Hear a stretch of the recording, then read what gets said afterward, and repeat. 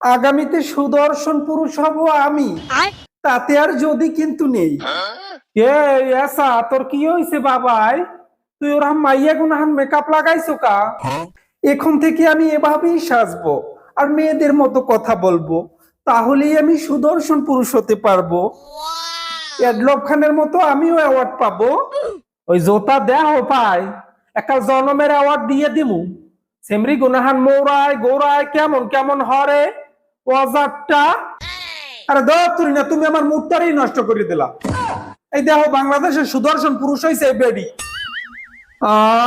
খোদা, ইয়াদি শরীফ থেকে শরীফ। ও মা, গলায় দি মালাও দেছে। এটা বেডা না বেডি ইয়াই হিজেনি ব্যালেন্ডারে মিক্স করছে। ও বেডা না মাতারি হামুইও কইতেরি না।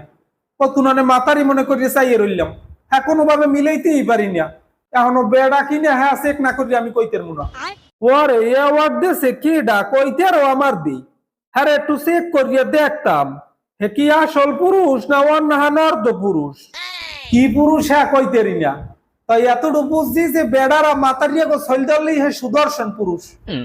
জেরহামিরি হোক আগামী বছর সুদর্শন পুরুষের অ্যাওয়ার্ডটা আমারই পাইতে হইবে। আমি একটু পার্লারে গেলাম, আমার একটু গ্রুপে লাগ করা লাগবে।